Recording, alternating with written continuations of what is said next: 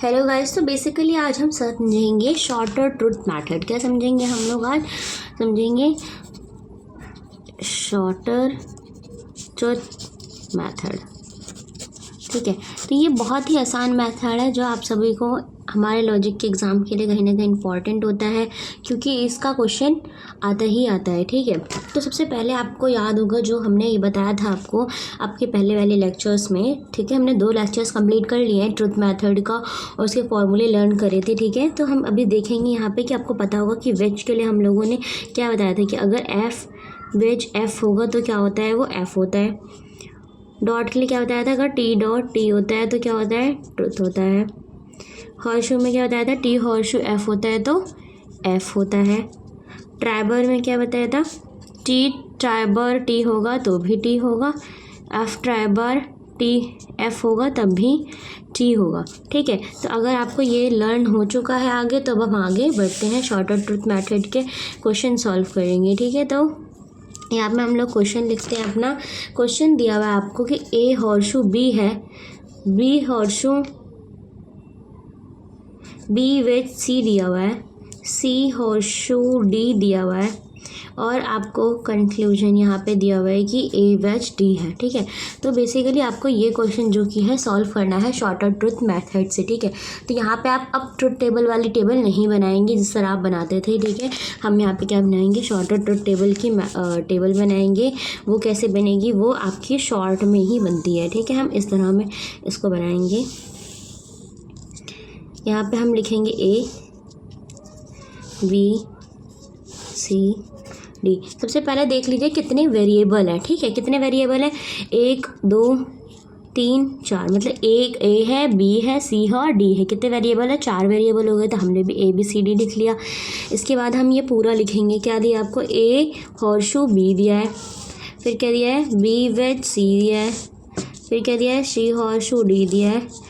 At the end आपका conclusion क्या दिया है, ए वेज डी दिया है।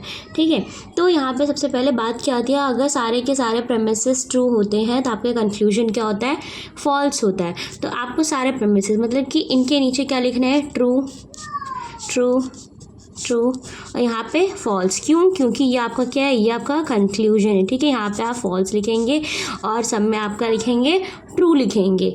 ठीक है, इसके बाद आपको ध्यान रखना है कि एफ़ अगर वेज में देखें तो एफ़ कब आता है, जब एफ़ वेज एफ़ होता है तो क्या आता है, एफ़ आता है, वरना सारा क्या हो जाता है, आपका ट्रू होता है। ठीक है, तो यहाँ पे ए को भी हम एफ़ मान लेंगे और हम इसको भी एफ़ मान लेंगे, तभी क्या आएगा, ये एफ आएगा। तो इससे आपको क्या पता चल रहा है कि ए का और डी का आपका वैल्यू पता चल गया। ए का क्या है, एफ है, और डी का क्या है, आपका एफ है। ठीक है, दोनों का। तो हम जहाँ पे भी ए है वहाँ पे आप लिख दीजिए ये चीज़। ठीक है, ए एफ लिख दिया हमने, डी की जगह पे भी एफ लिख दिया हमने। ठीक है, ये लिख लिया। इसके बाद अब आपका देखिए कितना ईजी होते जा रहा है। अब आपको ये ध्यान देना है कि टी कब आता है, जब अगर पी से हम लोगों ने तो पी और क्यू करके लर्न करा हुआ है, राइट, पी वेज क्यू ऐसे करा है ना।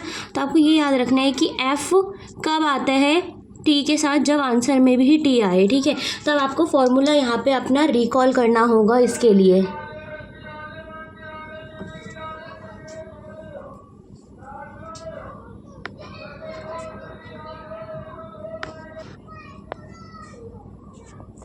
तो अगर हम यहाँ पे बात करें कि एफ़ अगर आपको दिया हुआ है, पी आपका एफ़ है तो, और आपको क्यू बताना है कि क्या आएगा ताकि आंसर में आपका टी आए। ठीक है, तो आपको हॉर्शू के फॉर्मूले याद रखने होंगे कि एफ़ अगर पी एफ है, क्यू आपका टी दिया है, तो आपका क्या होता है कि पी हॉर्शू एफ, आपका पी हॉर्शू क्यू आपका क्या आता है, टी आता है।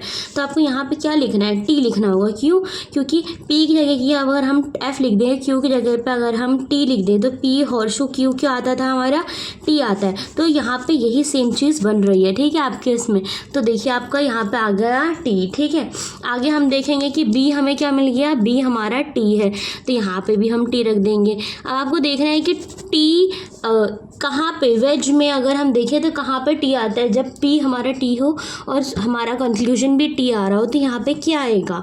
ठीक है, तो या तो टी वेज टी होता है, या फिर टी वेज एफ टी होता है। ठीक है, तो अब हम यहाँ पे क्या रखेंगे, हमें यहाँ पे सोचना है कि हमें यहाँ पे क्या रखना होगा। सबसे पहले तो हम यहाँ पे क्या रखेंगे, हम यहाँ पे एफ रख लेते हैं। ठीक है, टी वेज एफ टी होता है, ठीक है, उसके हिसाब से हमने रख लिया। तो हमें सी क्या मिल गया, एफ मिल गया। अगर हम बात करें एफ वेज एफ की, तो F wedge F horseshoe F क्या होता है, टी होता है, ठीक है। तो ये हमारा क्या हो गया, ये हमारा सही हो गया। यहाँ पे अगर हमने यहाँ पे एफ रखा था सोचकर, तो हम यहाँ पे देखें कि एफ वेज एफ ट्रू होता है, तो यहाँ पे हमारा ट्रू आ रहा है।